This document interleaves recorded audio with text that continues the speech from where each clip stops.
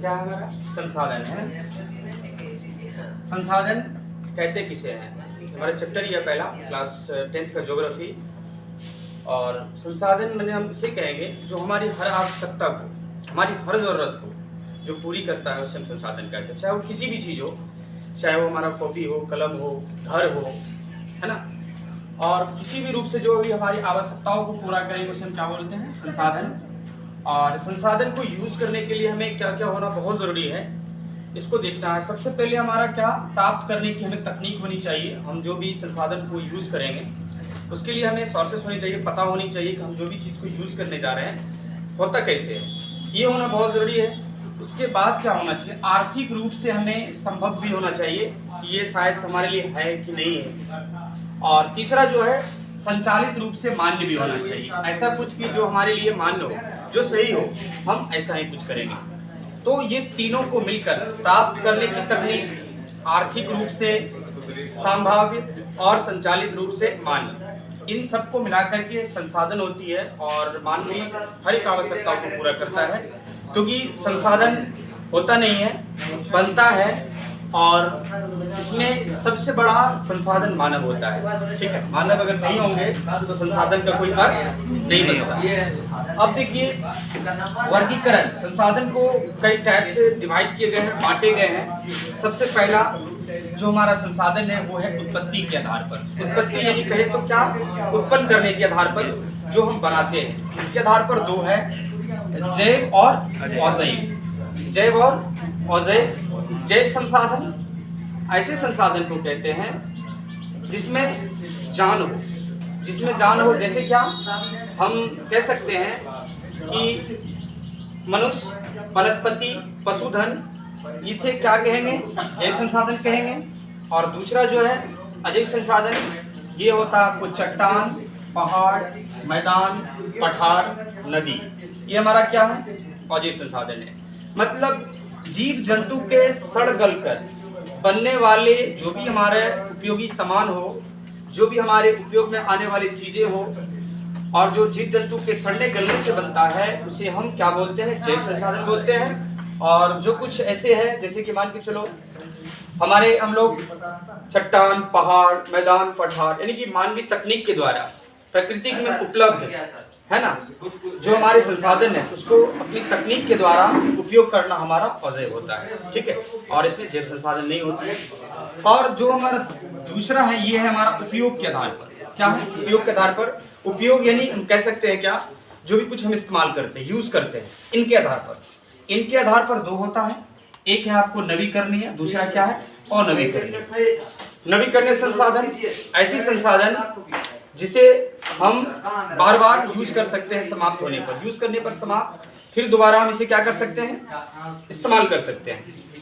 तो ऐसे संसाधन क्या होता है हमारा, नवीकरणीय संसाधन। मानो कि मैंने आज क्या किया, सौर ऊर्जा, सन ऊर्जा है ना, इसका मैंने आज यूज किया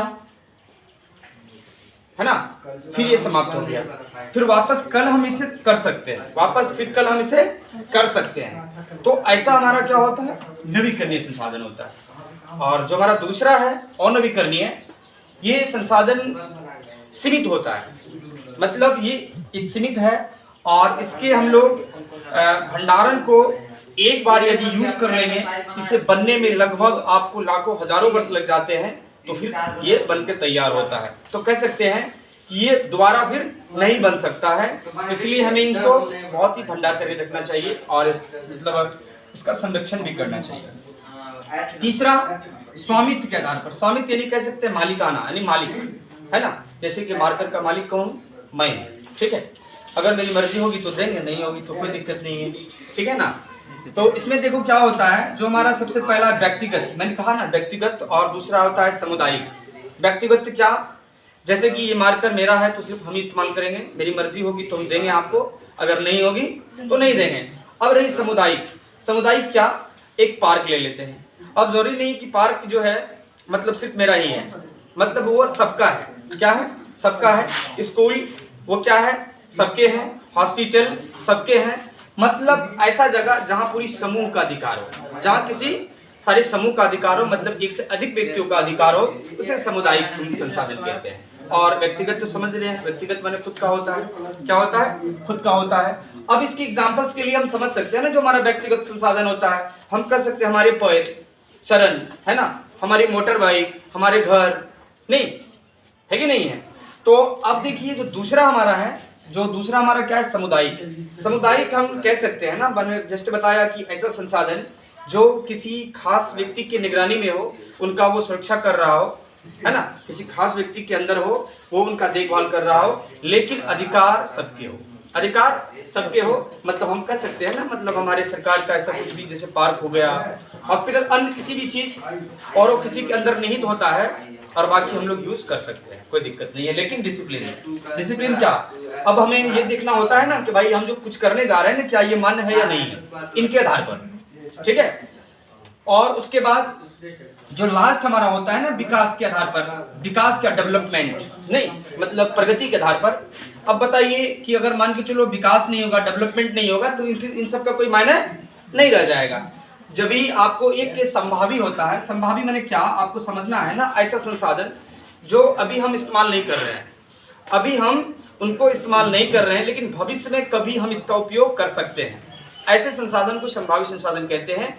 जैसे कि हम कह सकते हैं ना, क्या मतलब हिमालय के जो तराई वाले भाग हैं, इनमें से बहुत सारे ऐसे कुछ है कि जो हम इसको यूज नहीं कर रहे हैं, लेकिन भविष्य में इसको हम यूज करेंगे, ठीक है। तो ये संसाधन हमारा क्या होता है? संभावित संसाधन होता है। अब देखो, जब ये इसका आपको उत्पत्ति नहीं होगा, जब ये विकास नहीं होगा, तो विकसित कैसे होगा? तो विकसित होने के लिए विकास का होना बहुत जरूरी है। तो आप समझिए, कोई भी चीज बनेगा तभी ना वो विकास करेगा, बढ़ेगा आगे आगे धीरे धीरे, और फिर जब बन जाए तो हमें इस चीज का ख्याल रखना होता है कि भाई वो कैसा संसाधन है, वो नवीकरणीय है या अनवीकरणीय है ना। उसको हम लोग जो यूज करेंगे थोड़ा सीमित मात्रा में, यदि वो मान के चलिए नवीकरणीय है तो ठीक है, उसको दोबारा फिर बना लेंगे, लेकिन अनवीकरणीय है तो वो हमारे लिए उसको ज्यादा खर्च करना अच्छी बात नहीं है, उसको हमें भंडार करके रखना चाहिए, क्योंकि किसी भी देश के लिए संसाधन अच्छा होना उनकी अर्थव्यवस्था का सबसे बहुत बड़ा मायने एक आधार होता है, ठीक है। और बाकी क्या है? अब देखिए, संचित को संसाधन, मैंने ऐसे कहा ना कि मैंने अभी ऐसा जगह जिसको कि क्या किया है, मैंने अभी मतलब उसको इस्तेमाल किया, मतलब किया नहीं है, मतलब उसको छोड़ दिया है, भविष्य में कभी जरूरत पड़ेगी तो हम उसका यूज करेंगे। ये हमारा होता है संचित को संसाधन, ठीक है। आप लोग इतना समझ गए हैं, कल बाकी इन सब का डिफाइन बता दें।